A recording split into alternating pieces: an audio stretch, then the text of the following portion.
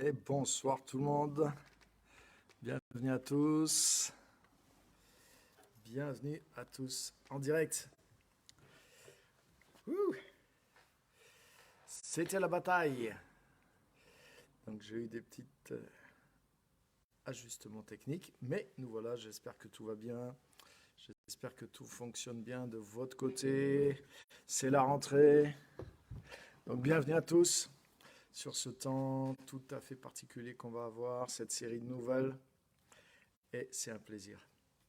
C'est un plaisir d'être avec vous, donc bienvenue à tous ceux qui nous rejoignent, tous ceux qui sont déjà arrivés. Bienvenue à tous, Pasteur Simone, Christiane, je vous vois, Martial, voilà tous ceux qui sont là, soyez bénis et soyez les bienvenus. Donc on est sur une nouvelle série, c'est la rentrée. Donc cette nouvelle série, c'est Sois le pilote de ta vie.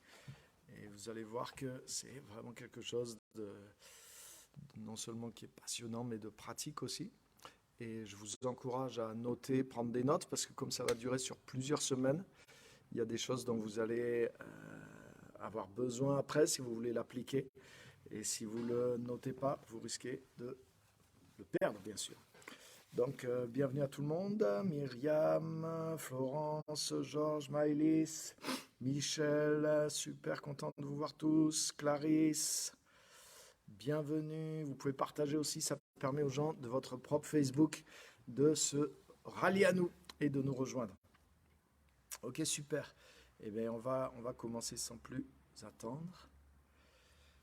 Voilà donc notre thème. Marie, Manouchka, Francine, bonsoir, bienvenue. Super, on sent que c'est la rentrée, tout le monde est motivé. Il y a du monde et ça fait très plaisir. Donc c'est génial, c'est très bien. Merci Seigneur.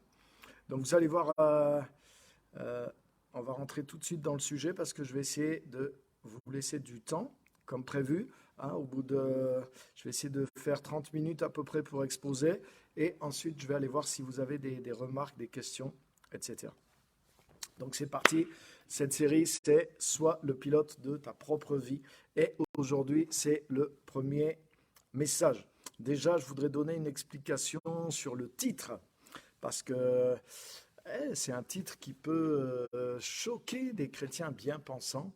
Hein, et je vais donner, il y a deux explications pourquoi ce titre. Et je veux vous donner cette explication. Sois le pilote de ta propre vie. La première des choses, elle est dans la parole. Hein, et on va lire ensemble, vous allez tout de suite comprendre. Si on lit dans Éphésiens, chapitre 2, à partir du verset 1er, parce que notre référence ici, c'est toujours la parole, hein, la parole de Dieu, la Bible. Donc, Éphésiens, chapitre 2, verset 1er. Éphésiens, chapitre 2, verset 1er. Voilà, donc je vais avoir un temps de à peu près 30 minutes, j'espère tenir à peu près ça, pour exposer. Et ensuite, vous pouvez poser des questions, interagir, mettre des commentaires. Si vous avez des questions qui vous viennent en route, voilà, je veux que ça soit interactif aussi, pour que vous ayez les réponses peut-être aux questions que vous vous posez en écoutant ce message-là.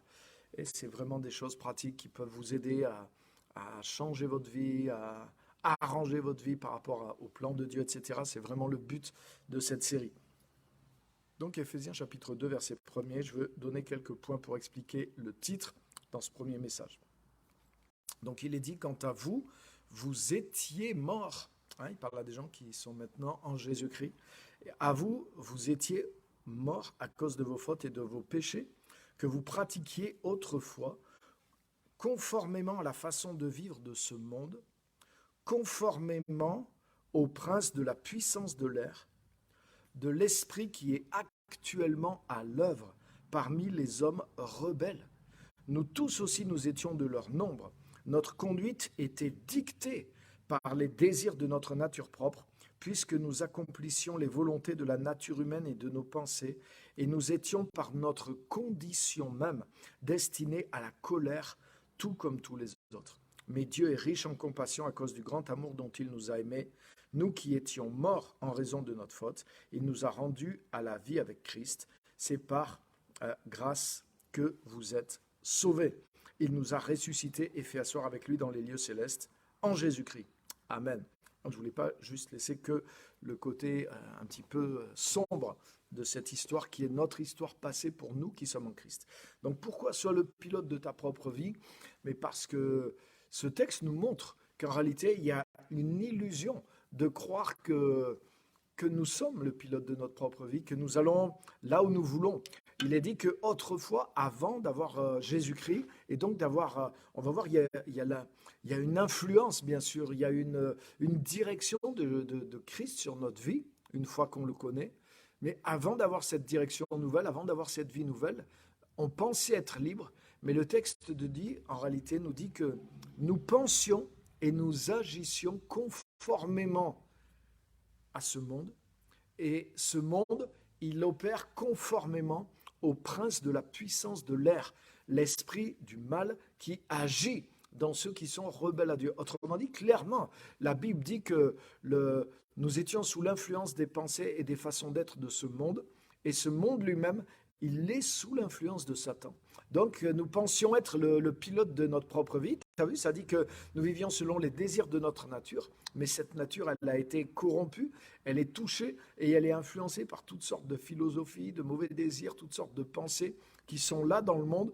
Et ces choses-là elles-mêmes sont alimentées pour beaucoup par le diable qui est le prince de la puissance de l'air, donc qui agit en douce derrière les coulisses pour susurrer, pour influencer, pour pousser les personnes dans le sens de ce qu'il veut et un sens négatif et de destruction, puisqu'il est dit que nous étions morts dans ces choses-là. En réalité, nous allions vers la mort. Donc, première explication, pourquoi être le pilote de notre propre vie? Dieu veut qu'on devienne le pilote de notre propre vie, parce que quelqu'un est en train de piloter notre vie à notre insu. Et ça, c'est la vérité de l'évangile. C'est que quelqu'un est en train de pirater ton système, quelqu'un est déjà entré dans ton système, et quelqu'un, tout en te faisant croire que tu es libre, pilote en secret et influence le cours de ta vie sans que tu le saches, sans que tu l'aies demandé, sans que tu lui aies autorisé la permission. Mais il le fait. Et en plus, c'est carrément ton ennemi, c'est le diable et Satan. Et la Bible dit qu'il vient pour dérober, égorger et détruire. Donc quand Jésus dit qu'il vient pour nous rendre la liberté, hein, si le Fils de Dieu vous a franchi, vous serez réellement libre. Mais il veut que tu retrouves la liberté de pouvoir piloter ta vie. Et si tu marches avec Dieu, c'est parce que tu le décides de tout ton cœur. Dieu ne s'y prend pas comme le diable. Dieu n'influence pas notre vie sans nous le dire. Dieu ne se propose pas d'être notre guide, notre berger, si nous ne lui remettons pas vraiment notre vie. Donc la première phase, c'est qu'il nous libère de ce contrôle, de cet abus qui est là sur nos vies, sans que nous le sachions, et pour nous aider à retrouver la liberté. Amen. Vous voyez, par exemple, bon, aujourd'hui, il y a beaucoup de choses comme ça hein, dont on entend parler. Mais par exemple, ça a été vérifié que, par exemple, il y avait les publicités subliminales, par exemple. Vous voyez, quand vous regardez un film ou des images, il y a, je crois, 24 images par seconde dans le cinéma. Et bien, certains ont intercalé, par exemple, une image qui, vous voyez, sur les 24, en une seconde, 24 images, notre cerveau n'a pas le temps de dissocier. Et donc, il y a une image publicitaire, par exemple, vous regardez un film, et sur les 24 images qui durent pendant une seconde, il y a une fois Coca-Cola qui passe dedans, et puis régulièrement dans le film, il y a ça. Et vous n'êtes pas conscient d'avoir vu Coca-Cola, mais les gens qui ont été exposés à cette publicité vont acheter plus de Coca-Cola que les gens qui n'y ont pas été exposés. Donc c'est ce qu'on a appelé les images subliminales, c'est-à-dire que vous ne les avez pas vues parce qu'elles sont passées très très vite, une image sur 24 par seconde, donc vous n'avez pas le temps d'isoler l'image, mais votre cerveau l'a vue comme pas votre conscience, mais votre cerveau l'a vue, et ça influence votre comportement de consommateur, par exemple. Mais dites-vous que ça existe au niveau pour vous inciter à acheter des choses. Donc, quand la Bible nous dit que le prince de la puissance de l'air, il est là, et que d'une manière sournoise, il agit dans le monde pour embarquer les gens dans de mauvaises choses, les pousser dans de mauvaises choses, à plus forte raison, c'est largement plausible et compréhensible puisque ça existe même, quelque chose en plus petit existe dans le domaine même de la publicité. Donc voilà, première explication. Maintenant, deuxième explication, parce que je sais qu'il y a aussi des chrétiens bien pensants et religieux et qui vont tout de suite me sortir leur pancarte de religion en disant: Ah, mais ce n'est pas moi le pilote de ma propre vie, c'est Jésus le pilote de ma propre vie, c'est Dieu le pilote de ma propre vie. Bravo, vous avez bien appris votre leçon.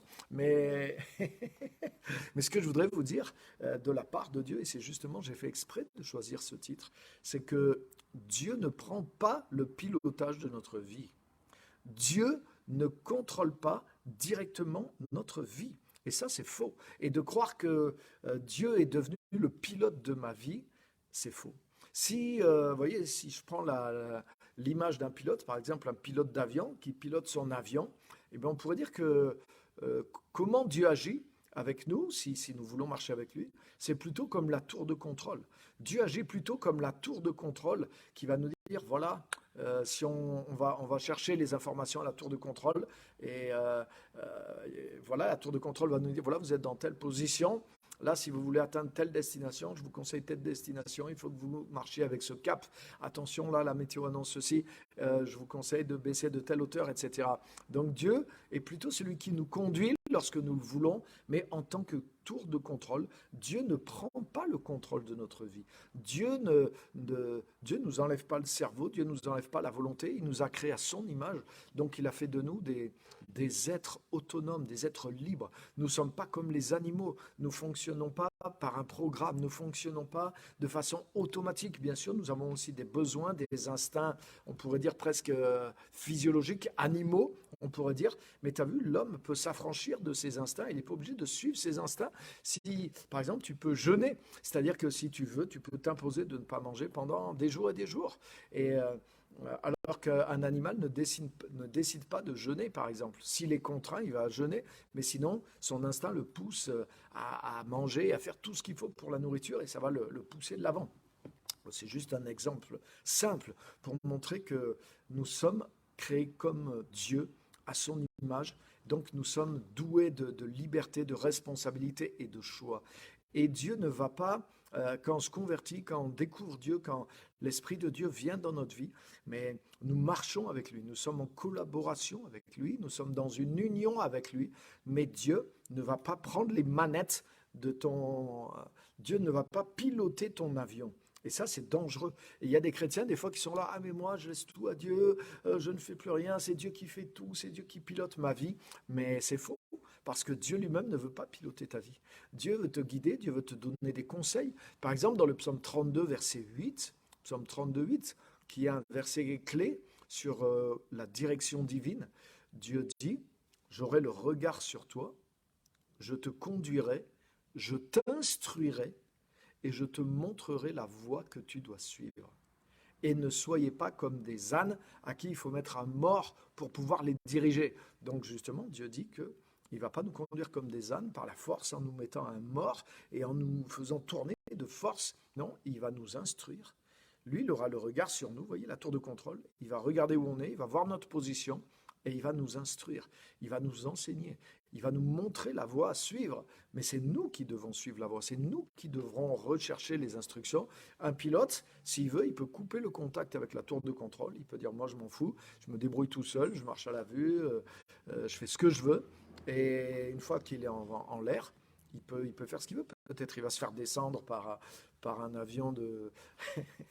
S'il survole un pays où il n'est pas autorisé à aller, peut-être il va se faire descendre et il laissera sa vie. Mais il peut faire ça s'il veut. Il peut se couper de la tour de contrôle, il peut ne donner aucun signalement, il peut en faire qu'à sa tête, mais c'est lui qui prend le risque. Mais en tout cas, on ne va pas contrôler son avion. Et c'est la même chose. Donc c'est l'explication que je vous donne et elle est cruciale parce que nous devons comprendre maintenant que nous sommes enfants de Dieu, même si nous dépendons du Seigneur, nous sommes dans une union avec lui, nous ne voulons pas nous séparer de lui, mais Dieu ne prend pas le contrôle de notre vie. Ce n'est pas lui qui prend le volant de notre vie, il va agir dans nos circonstances, bien sûr, il nous guide, mais on voit par exemple Psaume 32:8, je t'instruirai, je te montrerai la voie à suivre. Voilà le plan de vol, voilà la direction à prendre. Je t'instruis, je te révèle les choses, je te montre. D'ailleurs, il y a un guide, la parole de Dieu, le Saint-Esprit, il vous conduira dans la vérité. Donc, il va t'instruire, il va te montrer les choses, mais c'est toi qui reste le pilote de ta vie. Et sinon, il n'y aurait pas d'obéissance et de désobéissance. Sinon, il n'y aurait pas de récompense. Si Dieu vient prendre le contrôle de ta vie et que ta volonté n'est plus là, que tu n'as plus le pouvoir de décision, alors il y a plus de récompense, il y a plus d'obéissance et il n'y a plus de récompense. Or, Dieu nous demande de marcher dans la foi, de marcher dans l'obéissance et il veut nous récompenser.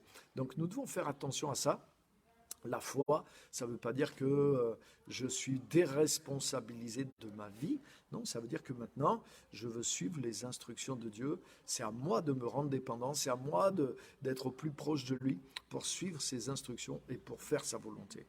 Donc ça, c'est quelque chose de tellement important et clé pour bien comprendre tout le thème dans lequel on va aller. Donc, sois le pilote de ta propre vie. Le diable essaye justement, lui, de pénétrer à ton insu, de t'influencer par tes mauvais désirs, etc. Mais tu as vu, il ne pilote pas non plus ta vie directement. Il te trompe, il t'embarque dans un système. Et même quelqu'un qui serait possédé par des mauvais esprits, hein, si vous lisez dans les évangiles, hein, il y a ce qu'on appelle le Gadarénien, l'homme de Gadara, qui est l'homme le plus possédé de toute la Bible. Hein.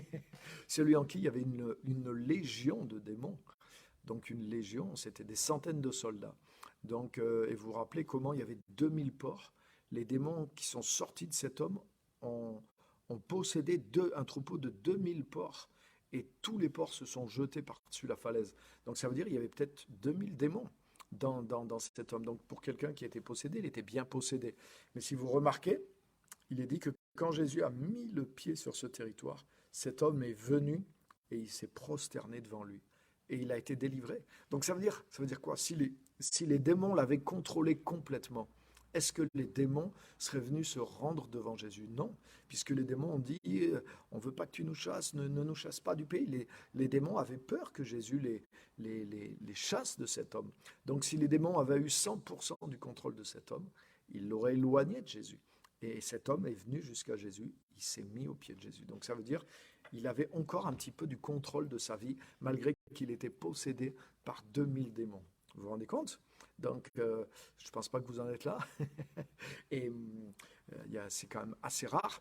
Et voyez donc, à plus forte raison, l'homme a été créé à l'image de Dieu, même si le diable influence, même si des démons peuvent infester des gens, parce qu'il les a embrayés, même le diable lui-même n'arrive pas à avoir facilement le pilotage de la vie des personnes. Parce que l'être humain est doué de volonté et de responsabilité. Et Dieu qui a donné ça, quand tu marches dans une alliance, justement, il fait une alliance avec toi. Il te traite comme une personne. Il ne veut pas te subjuguer, il ne veut pas anéantir ta volonté et tes désirs, mais il veut que tu aies la connaissance de sa volonté, de ses désirs, que tu aimes la volonté de Dieu, que tu recherches, que tu poursuives et que tu mettes toute ta force en partenariat avec lui à accomplir la volonté de Dieu. Donc tu es le pilote de ta propre vie, même si tu es guidé par Dieu. Dieu est la tour de contrôle, tu veux faire la volonté de Dieu, tu peux être le plus près de Dieu possible, mais tu resteras toujours au contrôle de ta vie. C'est ce qui va faire ta récompense. Donc ça, c'est très important de comprendre ça. Parce que des fois, des chrétiens pensent que la foi, c'est devenir passif. Je laisse Dieu faire et je ne fais plus rien. Ah ben là, je ne prends pas la décision. J'ai entendu même des pasteurs me dire ça. Ah ben là, quand je suis devant un choix, je ne choisis pas. Je laisse Dieu choisir. Comme ça, je suis sûr que je ne fais pas ma propre volonté. Waouh, waouh, waouh. C'est très dangereux, ça. C'est dangereux. Tu es sûr que mais tu n'es pas sûr pour autant que tu fais la volonté de Dieu. Vous voyez, ça, c'est tellement le message tellement le message de attention à l'homme charnel, attention, donc je reviendrai sûrement là-dessus, qui est un faux message. Mais du coup, je ne prends pas d'autres décisions, je laisse les autres décider à ma place, comme ça, je suis sûr que je ne fais pas ma volonté propre. Mais moi, ce que je lui avais dit à cette personne, je lui ai dit, mais tu n'es pas plus sûr que tu fais la volonté de Dieu. C'est pas parce que tu fais pas ta propre volonté. Voilà, je reste dans une passivité, une soumission. Je laisse les autres, ceux qui ont de l'autorité sur moi, ils dirigent ma vie. Mais c'est dangereux de faire ça. Tu te soumets aux hommes, c'est sûr, mais ça ne veut pas dire que tu te soumets forcément à Dieu aussi. Donc, tu ne dois pas perdre le contrôle de ta propre vie. Maintenant, tu dois apprendre aussi à être humble, tu dois apprendre beaucoup de choses, mais tu dois toujours garder le contrôle de ta propre vie. C'est quelque chose que Dieu a donné à l'être humain à l'origine et c'est pas quelque chose que Dieu nous reprend quand on vient en Jésus-Christ. Dieu nous conduit sans reprendre le contrôle de notre vie. Amen. Donc ça, je voudrais que ce soit bien clair. Et je voudrais que si il y a des manières de penser en vous qui, par la religiosité, même la religiosité des églises, des fois, ont mis quelque chose de différent en vous, il faut vous enlever ça. Parce que c'est ce qui fait aussi par la suite que beaucoup de chrétiens ne se lèvent pas dans leur appel. Beaucoup de chrétiens ne se lèvent pas dans leur marche avec Dieu parce qu'ils se sont mis dans une posture de passivité. Ah, mais si Dieu veut, alors Dieu me fera rentrer là. Ah, mais si c'est Dieu qui m'appelle là, alors il me fera. Vous voyez, au lieu de piloter leur vie pour aller vers ce que Dieu leur dit, ah, ils sont dans cette posture de passivité. Ah, mais Dieu est au contrôle de tout. Dieu contrôle toute ma vie. Donc, si Dieu veut m'amener là-bas, il le fera parce que moi, j'ai tout laissé, j'ai tout abandonné au Seigneur. Autrement dit, je ne m'en occupe pas. Et si Dieu veut m'amener là-bas, si Dieu m'appelle là-bas, ben, c'est lui qui va le faire. Mais ça ne se passe pas comme ça. Ça, c'est une fausse vie chrétienne et vous serez déçus, vous serez désillusionnés. Et au jour où Dieu vous demandera des comptes, vous direz, waouh, c'est comme, rappelez-vous, la parabole des talents. Celui qui a enterré son talent. Il a dit, non, non, moi je m'en occupe pas. Je ne prends pas la responsabilité de ce talent. Et quand le maître est revenu, bah, ton talent, ah bah, il est toujours pareil. Vous voyez, je te rends, Seigneur, je t'ai laissé le contrôle. Moi, mais non, justement, le Seigneur avait confié un talent à ses serviteurs, pas pour le contrôler lui, hein, mais pour que eux le fassent fructifier. Donc c'est eux qui devenaient responsables de quelque chose que Dieu leur avait donné et ils devaient en faire quelque chose, l'amener quelque part. Donc ils ne devaient pas être passifs, ils devaient être beaucoup plus actifs que jamais. Bien sûr, ils avaient besoin de la sagesse de Dieu pour ça, ils avaient besoin de chercher l'instruction que le maître leur avait donnée. Donc c'est avec Dieu, c'est en dépendant de Dieu, c'est avec la... Bien sûr, et ça nous pousse à rechercher Dieu, mais c'est pas Dieu qui le fait à notre place. Il nous donne un talent, c'est à nous de le faire fructifier et il nous demandera des comptes. Donc vous voyez, c'est très très très important de bien comprendre ça. Et déjà, même aujourd'hui, c'est déjà rien que ça, entre les deux options, c'est bien clair pour vous, mais ça va vous aider pour pouvoir avancer avec Dieu. La, la vie avec Dieu n'est pas une vie passive, au contraire. Dieu nous réveille. On était morts et Dieu nous ramène à la vie, il nous réveille. Au contraire, la vie dans le monde, c'est une vie de passivité. C'est une vie où on s'endort. Hein, le diable nous amène dans une espèce de routine qui est une routine du monde où on ne sait plus pourquoi on vit, on est là, notre vie a plus trop de sens et on suit les choses et on suit nos désirs, les pensées qui viennent dans nos têtes, les désirs qui viennent dans nos têtes. On ne se rend pas compte que par cette passivité, justement, on est à moitié réveillé et que c'est le diable qui est en train de nous conduire. Mais Dieu ne fait pas du tout ça, il fait le contraire. Il nous réveille, il nous stimule, il nous parle, il nous régénère, il renouvelle notre intelligence.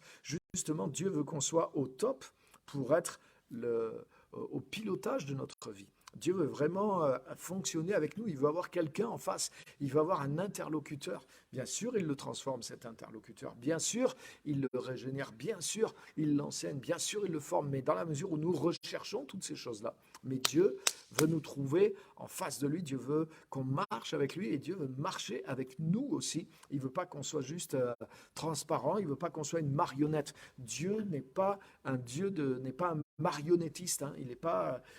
non. Il n'est pas en train de tirer les fils, il ne nous manipule pas. Dieu ne nous manipule pas. Dieu collabore avec des gens qui sont avec lui de tout cœur, qui font des choix en parfaite conscience, en pleine responsabilité, qui mesurent les choses et qui s'engagent à fond avec lui. Donc Dieu nous rend au contraire conscients, autonomes, mais pour dépendre de lui, pour fonctionner avec lui. Vous voyez la différence ?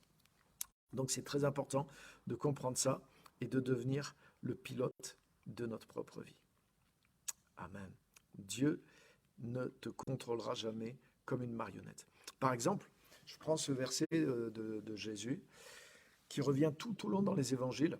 Il est dit, il y a plusieurs passages, par exemple dans Luc chapitre 14, En tout cas, dans les trois évangiles, vous retrouvez ce passage, vous n'aurez pas de mal à le retrouver, ça revient régulièrement en boucle. Et il est dit, par exemple, de grandes foules faisaient route avec Jésus. Donc les gens suivaient. Hein. Il y a des gens qui suivent Jésus et il y a des gens qui suivent les gens qui suivent Jésus. Et c'est ce qui crée des fois les traditions religieuses, c'est qu'à force, au lieu de suivre Jésus, on suit des gens qui suivent des gens qui suivent des gens qui ont suivi des gens qui suivaient Jésus.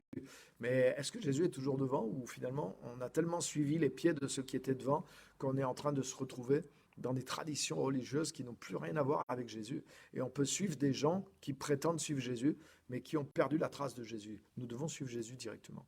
Bref. Mais en tout cas, ce passage dit, des foules faisaient route avec Jésus. Jésus se retourna et dit aux gens, il leur dit, si quelqu'un veut venir à ma suite, qui se charge de sa croix, qui renonce à lui-même et qu'il me suive.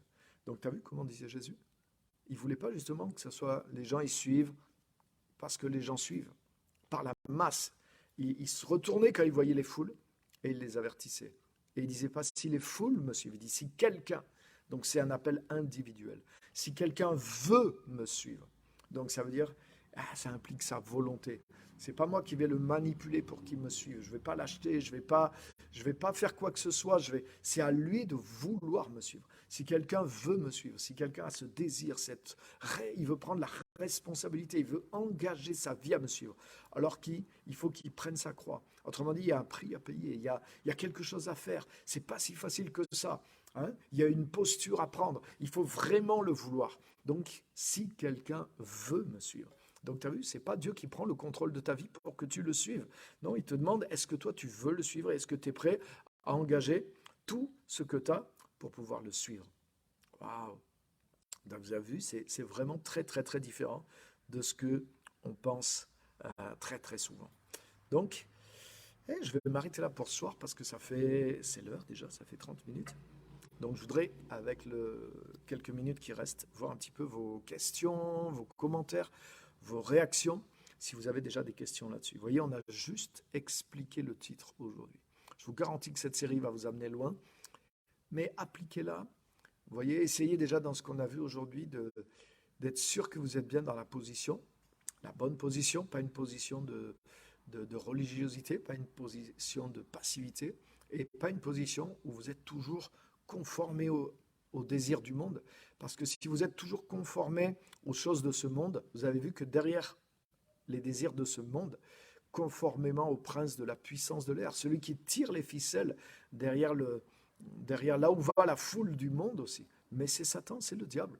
Donc, nous devons sortir de là. Nous devons quitter le chemin large, comme dit Jésus, trouver le chemin étroit qui mène à la vie. Ce chemin, c'est passer par la repentance, c'est-à-dire comprendre que waouh, la manière dont je suis en train de conduire ma vie, mais il y a plein de choses là-dedans qui m'éloignent de Dieu, qui sont contraires à ce que Dieu demande et ce qui est juste. Et je dois arrêter ces choses-là. Si, vous voyez, quand on choisit des actes qui sont contraires à la volonté de Dieu, mais on prend un chemin où on tourne le dos à Dieu. Donc on ne peut pas se rapprocher de Dieu en lui tournant le dos.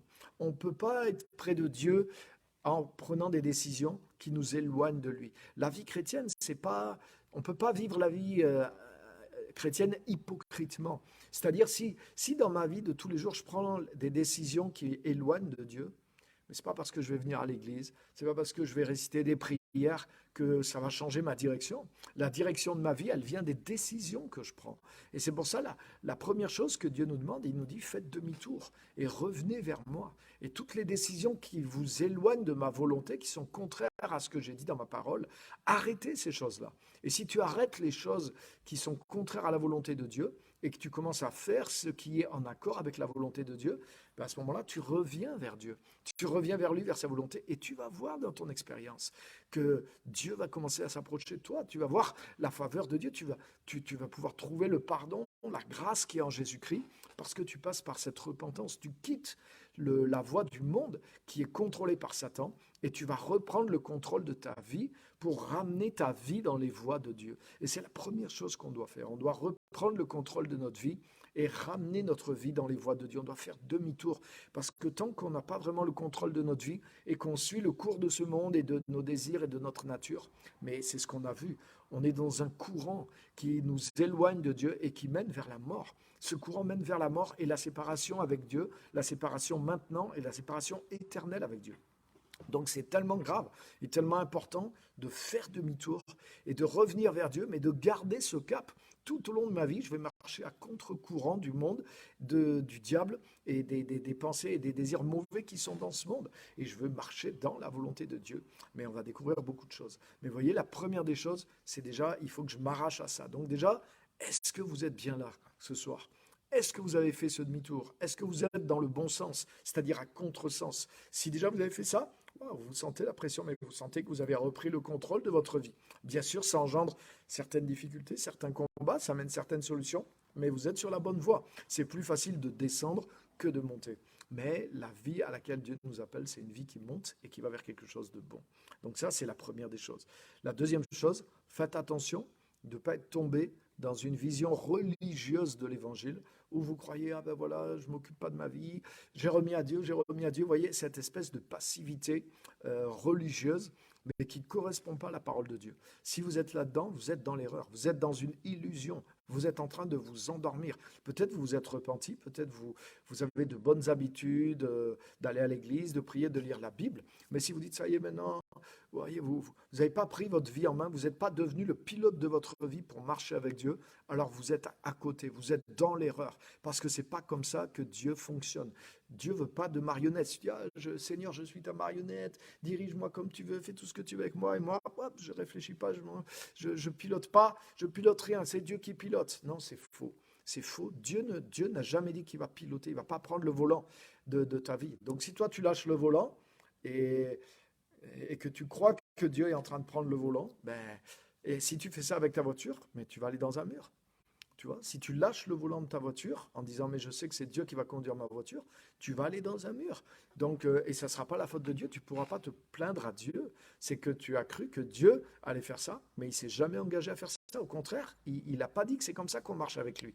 On marche avec lui, mais ce n'est pas de cette façon-là. Si quelqu'un veut me suivre, mais il faut qu'il engage au contraire toutes ses forces, toute son attention pour pouvoir me suivre, qui pilote sa vie, mais dans le bon sens maintenant, en étant volontaire et en me suivant de près. Donc ça aussi, s'il y avait quelque chose à corriger là, il faut le corriger. Voilà, c'est ça aujourd'hui le pas qu'il faut faire et sur lequel il faut vous assurer d'être bien en phase avec ce qu'on vient de voir. Donc je regarde vos commentaires.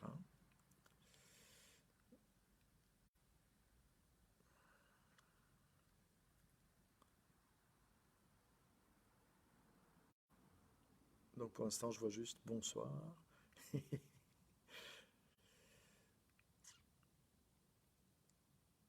Ok, bienvenue à tous. En tout cas, il y en a d'autres qui nous ont rejoints depuis le début, c'est génial. Et ok, je vois. Merci pour tes paroles. Ok, merci de me dire merci. N'hésitez pas, si vous avez une question, un commentaire, si ça vous... Quoi que ce soit, vous avez la liberté de l'exprimer, c'est fait exprès pour qu'il puisse y avoir de l'interaction. Suivre Jésus, c'est un style de vie. Amen. Ouais, il y a du vrai.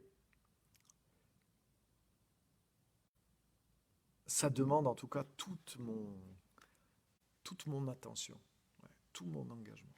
La foi, c'est pas rendre Dieu responsable de ma vie. Il faut faire attention à ça. Dans la foi, c'est pas j'ai abdiqué la responsabilité de ma vie et Dieu est devenu le responsable de ma vie. Oui, il y a des promesses, par exemple, où Dieu nous dit de ne pas être dans l'angoisse, dans l'anxiété, car Dieu prend soin de nous. Oui, ça c'est vrai. Ça veut dire que les choses que je ne peux pas contrôler, donc que je n'ai pas à contrôler, je dois faire confiance à Dieu. Les choses qui me dépassent, je fais confiance à Dieu. Mais je reste ouvert, je reste sous sa direction et je reste responsable de ces choses-là. Mais je refuse l'anxiété par contre. Je sais que Dieu est avec moi, je sais que Dieu me porte. Mais je n'ai pas renoncé à diriger ma vie. Je n'ai pas renoncé à être le pilote de ma propre vie. Dieu fait appel à ma volonté. Si quelqu'un veut me suivre, tous les commandements de Dieu, c'est parce que justement, si Dieu prenait le contrôle de notre vie, il n'y aurait pas le Nouveau Testament. Dieu dirait, une fois que vous aurez Jésus dans votre vie, il prendra le contrôle de votre vie. Amen. Et il vous amènera jusque dans la cité céleste. Il fera tout, tout, tout, tout, tout, tout. Donc vous n'avez pas à obéir, vous n'avez pas besoin d'exercer la foi, vous n'avez pas besoin de vous comporter comme... Mais le Nouveau Testament est rempli justement de conseils. Pourquoi? C'est pour nous aider. C'est la tour de contrôle qui est là pour nous aider en tant que pilote de notre vie à prendre les bons virages, à réagir de la bonne façon. Oui, on marche avec Dieu, on s'appuie sur lui, on marche avec sa force qui agit en nous. On collabore avec Dieu, mais nous sommes toujours les pilotes de notre propre vie. Et vous allez voir que c'est important de prendre cette position parce que sinon, si nous laissons ça en pensant que c'est Dieu qui nous dirige et qu'on reste passif, mais je vous garantis les amis que le diable en profitera, la chair en profitera. Si nous tombons dans la passivité, mais c'est comme ça que les mauvaises choses vont prendre le contrôle de notre vie ou les autres vont prendre le contrôle de notre vie. Il y a beaucoup de volonté autour de nous, humaine et spirituelle, qui nous manipuleront. Donc c'est tellement important de bien comprendre ça. Donc c'est pas contradictoire avec la foi, hein, on va en parler, vous allez voir, ça va s'éclaircir, mais vous devez bien comprendre cette position-là. Hein, pensez avec la tour de contrôle. Voilà, Dieu est la tour de contrôle, on pourrait dire, dans mon image. Il nous parle. Vous voyez, par exemple, la Bible, c'est un livre d'instruction. Si Dieu nous prenait notre contrôle, comme s'il nous possédait complètement, on n'aurait pas besoin de la Bible. Juste pour venir à Jésus, une fois que tu es venu à Jésus, crac, Dieu enlèverait ton cerveau, il mettrait le Saint-Esprit à la place. Mais tu vois, c'est pas ça. Le Saint-Esprit, il vit en nous, mais il ne vit pas à notre place. C'est plus moi qui vis, c'est Christ qui vit en moi. Donc il y a le vieil homme qui est plus là. On est délivré, on n'est plus obligé de faire ce qui est mal. Mais il y a un nouvel homme qui est là, un nouvel individu, et maintenant Christ vient vivre dans ce nouvel individu, avec ce nouvel individu. Mais il n'enlève pas l'individu pour prendre sa place. Donc c'est une collaboration. Hein, Jésus dit, prenez mon joug sur vous, marchez avec moi, obéissez-moi, suivez mes instructions. Donc ça veut dire, toi, tu dois piloter. Jésus va te donner des instructions. Il va te guider. Oui, bien sûr, il peut porter les choses avec toi, mais dans la mesure où toi, tu portes le joug du Seigneur. Tu travailles avec lui, tu marches avec lui. Donc tu restes toujours au contrôle de ta vie. Dieu ne nous possède pas comme le diable le fait, cherche à le faire. Hein, le Saint-Esprit est une influence. Par exemple, la Bible dit que l'esprit des prophètes est soumis aux prophètes. C'est-à-dire que Dieu ne prend pas le contrôle de ton corps, ni de tes pensées, ni de ton esprit. Ni dans les dons de l'esprit, ni dans aucune manifestation. Donc ça, c'est important de comprendre ça.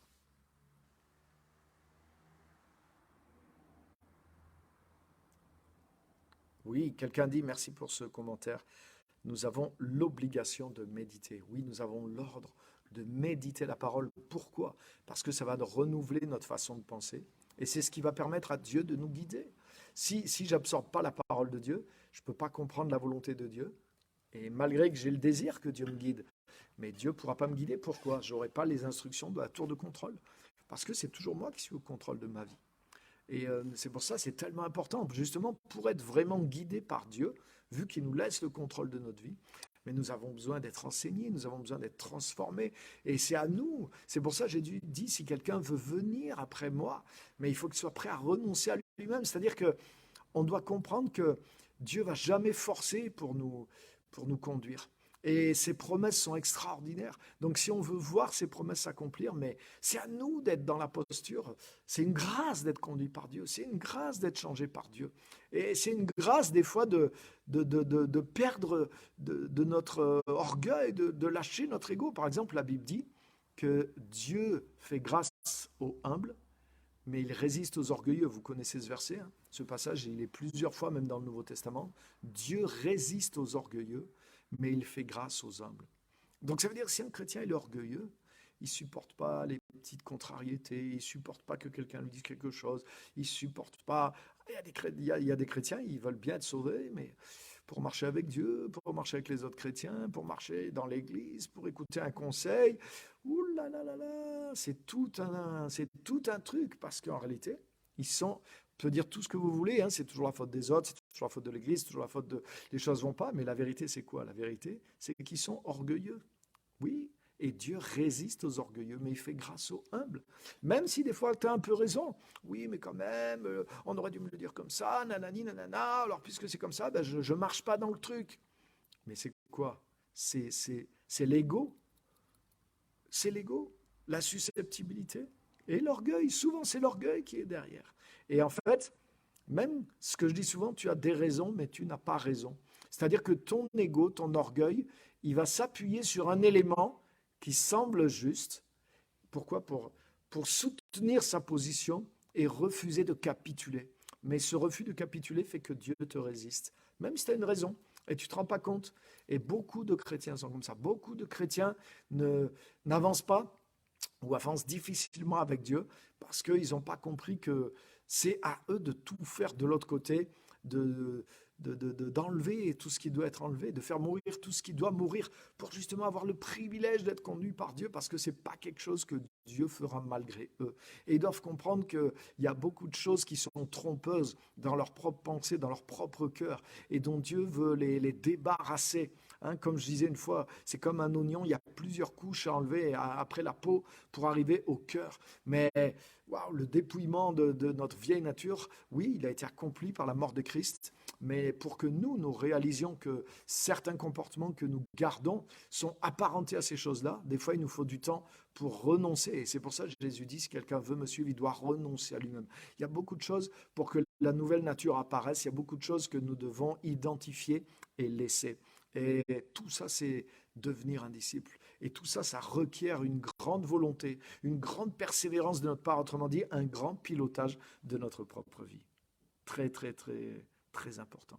Et c'est pour ça, c'est ce qui fait la différence, être un peu, je dirais, excusez-moi, mais un chrétien moyen qui vient un peu à l'église, qui fait des belles petites prières, voilà, qui dit pas de gros mots, qui paye ses impôts, hein, qui est pas un voleur, qui est gentil, qui est moral. Voilà, on peut arriver à ça assez vite. Mais si tu veux devenir un disciple de Jésus-Christ, avec la puissance du Saint-Esprit, qui fait la volonté de Dieu, qui gagne les âmes, qui a la puissance du royaume en lui, qui vit dans l'Esprit de Dieu, qui est utilisé par l'Esprit de Dieu, qui a vraiment la révélation, la sagesse de Dieu sur sa vie, qui est transformé, qui porte le royaume, qui porte Christ, qui manifeste Christ dans sa vie, où on voit vraiment la réalité de Jésus qui vit dans cette personne-là. Mais si je veux être ce disciple accompli qui devient comme son maître, mais il y a des changements profonds. Et ça veut dire que je dois mettre tout en œuvre pour y arriver. Et c'est ce que la Bible nous dit. C'est pour ça qu'il y a toute la structure de l'Église, de faire des disciples. C'est pour ça qu'il y a tout aussi les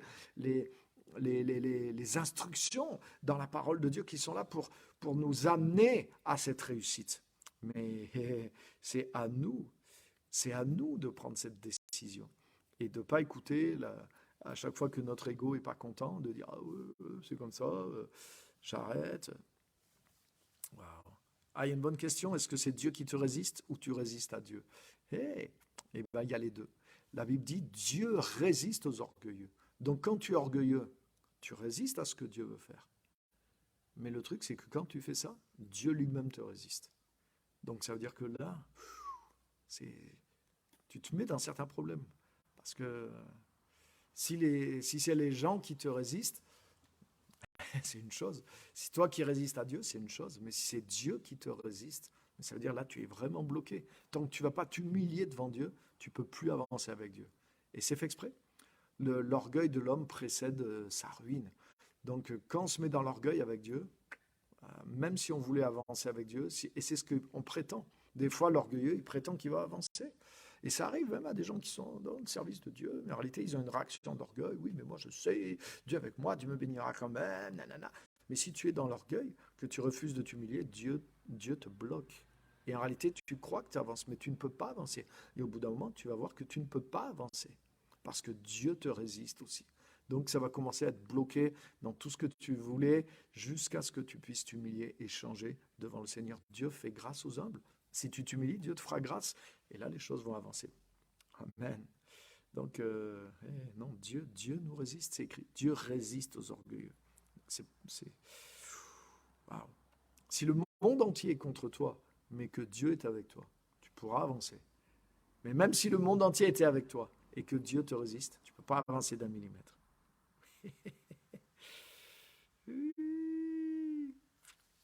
Alice, bienvenue, qui nous dit un chrétien moyen par rapport à un disciple qui porte le royaume.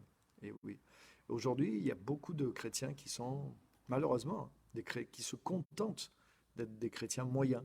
Des chrétiens, voilà, ils ont la moyenne au niveau de ce que leur demande l'Église. Ils font ce que l'Église leur demande. Ils vont à l'Église, ils prient, ils donnent l'offrande, ils donnent la dîme, ils vont au culte, ils disent pas de gros mots, mais ce ne sont pas forcément des disciples de Jésus. Si tu veux être un disciple de Jésus, il faut engager vraiment ta vie. Et une de ces choses, c'est de devenir le pilote de ta propre vie pour marcher, bien sûr, avec Christ à 100%. Mais ça demande ça. Tu dois y mettre tes tripes, tu dois le vouloir plus que toi-même. Jésus dit, si quelqu'un Luc 14, tout ce que je dis là, si quelqu'un veut venir après moi, si quelqu'un ne renonce pas à lui-même, tout ça, vous trouvez ça dans Luc chapitre 14 plusieurs fois. Et il y a plusieurs paraboles où Jésus dit, il dit même à un moment, il dit, si quelqu'un ne renonce pas à tout ce qu'il possède, et même à sa propre vie, il ne peut pas être mon disciple.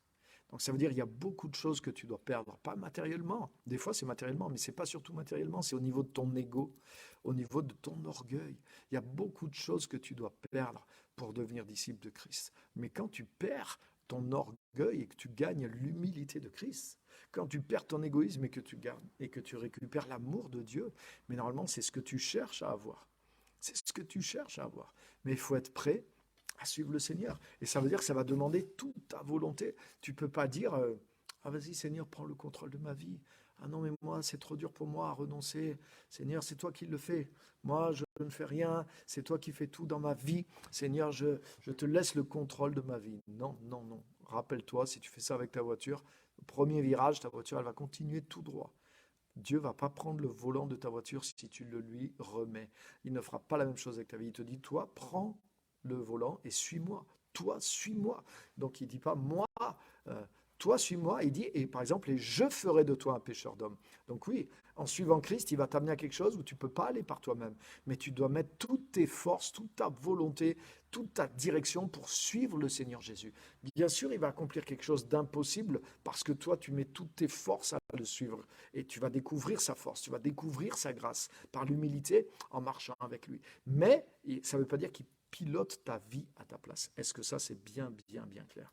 Très, très important de comprendre ça. Le renoncement débloque beaucoup de situations. Ah, ça, c'est sûr. La vie chrétienne commence par ça. La repentance, c'est renoncer à certaines choses, certaines attitudes. On voit que, ah mais non, c'est pas juste. Là, je me suis comporté comme ça, mais je vois que c'est pas juste. Donc, je veux apprendre à renoncer, je veux apprendre à changer. Et la vie chrétienne, c'est ça. Et pour ça, ça veut dire c'est toi qui prends ces décisions, c'est toi qui pilotes ta vie, c'est toi qui dois vouloir faire l'effort de renoncer, d'être transformé, de revêtir la nouvelle nature, de te rapprocher encore du Seigneur, d'être transformé, de vivre dans sa gloire, dans sa présence. C'est continuellement toi qui manifeste ta volonté, ta soif et qui pilote ta vie, mais dans la direction de Jésus-Christ. Amen. Donc, sois le pilote de ta propre vie. Échappe à l'influence du diable, mais Dieu, lui, il te laisse la direction de ta vie, mais il t'appelle à le suivre et à marcher en étant déter à 100% pour lui. Donc pilote ta vie, mais cap Jésus-Christ. Mets le cap sur Christ, mets le cap sur le Seigneur, sur sa parole à 100%. C'est comme ça que les choses vont avancer, mais c'est toi qui es le pilote de ta vie. Donc voilà les amis, pour cette première session. Merci à tous d'avoir été là, ce premier message. Si tu veux vivre avec Dieu, je vois un dernier commentaire. Si tu veux vivre avec Dieu, tu dois renoncer à toi-même. Absolument. Et c'est pas juste, vous voyez, souvent au début, on renonce à nos péchés quand on vient à Christ, mais après, c'est plus profond, tu renonces à toi-même, justement à ton ego, à vouloir avoir raison, à vouloir que ce soit tes idées, à vouloir que Dieu te montre d'autres choses, Dieu te montre une autre façon de manager ta vie. Mais c'est toi qui prends cette décision. C'est toi qui dis waouh, ah non là, je vois que je dois renoncer à ça. Je dois renoncer à cette colère, je dois renoncer à cette attitude, je dois renoncer à ça. C'est ça la voie de Christ. Donc je pilote ma vie en fonction de la sagesse de Dieu. Plus je suis proche de Dieu, plus sa sagesse m'est révélée, plus je vois comment piloter ma vie dans ses voies. C'est lui qui me dévoile le chemin, mais il pilote pas ma vie. Plus je découvre Christ, plus je suis transformé, plus la parole de Dieu agit en moi, plus j'ai la lumière, plus la lumière est claire sur mon sentier, et plus je vois comment piloter ma vie sur un chemin meilleur de plus en plus. Et c'est ça on va voir encore dans les semaines qui viennent. Vous allez voir, on va apprendre comment piloter notre vie dans le plan de Dieu, etc. Là, je parle juste aujourd'hui de la relation avec Dieu, mais on va aller beaucoup plus loin. Mais ça, c'est le fondement qu'on a vu aujourd'hui. Donc, merci à tous. Que Dieu vraiment vous bénisse. Merci pour votre présence, votre participation. Et on se retrouve jeudi prochain, la même heure, 18h30, heure de Paris. Si, bien sûr, vous pouvez inviter des amis, faites-le connaître autour de vous. Et on va aller de l'avant. Dernier commentaire, merci pour les commentaires. D'où l'importance d'une vie de prière épanouie et d'une relation travaillée avec lui, car il met le doigt sur des choses. Oui, c'est ça, exactement. Parce que justement, Dieu ne nous pilote pas malgré nous, mais il travaille avec nous, donc il nous aide à prendre conscience des choses, il nous fait améliorer les choses, il nous aide à progresser dans les choses, etc., etc. Et c'est tellement extraordinaire de marcher avec Dieu. C'est un chemin étroit, mais il mène à la vie. Il mène à la vie. Alors que l'autre chemin, c'est un chemin large où le diable nous manipule. Voilà, lui, il aime les marionnettes. Il nous manipule à notre insu, en suscitant même des désirs mauvais, des pensées mauvaises en nous, et il nous amène à la destruction, et à la destruction éternelle. Donc, vous voyez, c'est une des raisons pour lesquelles Dieu nous fait reprendre le pilotage de notre vie, parce que nous l'avons perdu quelque part.